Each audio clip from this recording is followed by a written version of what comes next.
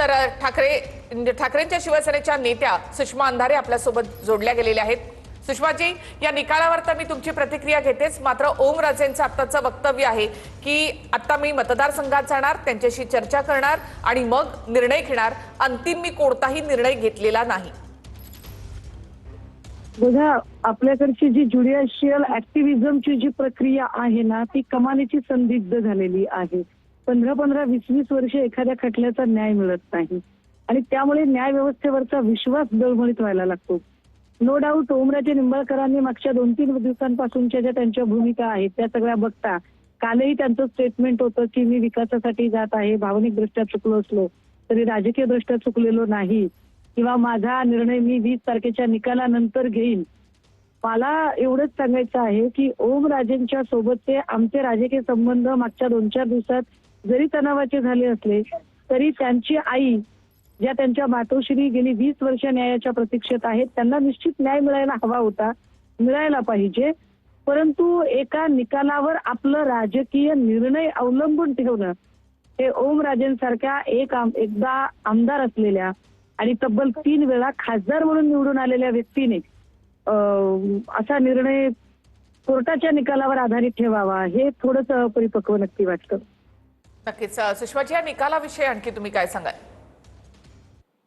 या निकालाविषयी काय होतं ना की जरी 20 वर्षांपासून निकाल चालू असला तरी मुळात निकालामध्ये तपासले गेलेले साक्षीदार कोण आहेत, ते कशा पद्धतीने तपासले गेले, प्रथम दर्शनी हाती लागलेले पुरावे काय होते, माफीच्या साक्षीदाराने भूमिका काय मांडलेली आहे, या सगळ्या प्रक्रियेच्या दरम्यान झालेले वादविवाद काय आहेत, फिर्यादी आणि आरोपी या दोनही बाजूंकडून काय युक्तिवाद केलेले आहेत, ह्या सगळ्या गोष्टी अभ्यासल्याशिवाय या निकालातले नेमके काय उणिवा त्रुटी राहिलेले आहेत ते आता आपल्याला सांगता येणार नाही।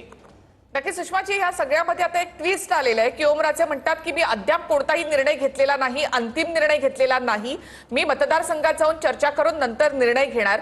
म्हणजे जे 6 खासदार फुटले त्यामध्ये जर ओमराजे तिथे गेले नाहीत तर मात्र पुन्हा ते ठाकरेंकडे येण्याची शक्यता जास्त आहे आणि अशा वेळेला शिंदे सेनेसाठी तो एक मोठा धक्का असेल।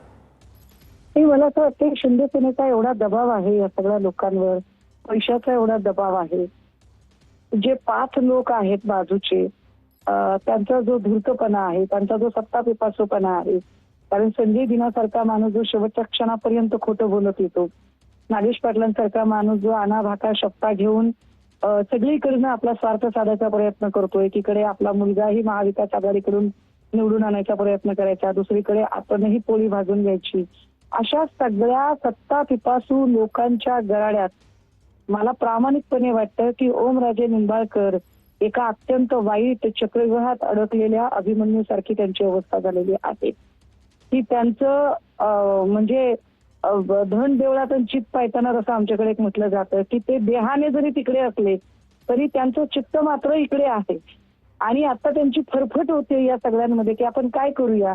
कारण काल जे ओमराजे स्टेटमेंट देत होते की मी भावनिकदृष्ट्या जरी चुकलो असलो तरी मी राजकीय दृष्ट्या बरोबर आहे आणि मी विकासासाठी हा निर्णय घेतलेला आहे, ते ओमराजे आपलं कालचा जो स्टेटमेंट आहे ते कसं दुरुस्त करणार आहे, लोकांना कसं समजावून सांगणार आहे। आणि एक वेळ लोक विश्वास ठेवतील कारण ओमराजेंवर लोकांनी प्रचंड प्रेम केले। या 6 लोकांमध्ये सगळ्यात जास्त आपुलकीचा विश्वासाचा माणूस कोण तर ओमराजे। मला स्वतःला प्रचंड काल वाईट वाटलं की ओमराजे काल नव्हते, मला खूप मी अशी भावनिक झाले होते कारण मला तो माझा भाऊ वाटतो। एवढ्या सगळ्यातनं समजा त्यांनी निर्णय घ्यायचा ठरवला आणि परत फिरायचं ठरवलं। 5 लोक, कारण संगत बुरी होगी तो उसका नतीजा भी बुरा होगा, हे 5 लोक ओमराजेंना जगू देतील का, हे 5 लोक ओमराजेंना खरं सत्याच्या मार्गावर येऊ देतील का, याच्याबद्दल मला शंका वाटते फार प्रामाणिकपणे। मात्र समजा 6 जणांचा गट झाला नाही तर त्यांना गट स्थापन करता येणार नाही। मी पुन्हा एकदा तुमच्याकडे येते सुषमाताई, मात्र ओमराजे निंबाळकर आमच्या सोबत काय बोलले ते आम्ही तुम्हाला आधी ऐकवतो। प्लीज।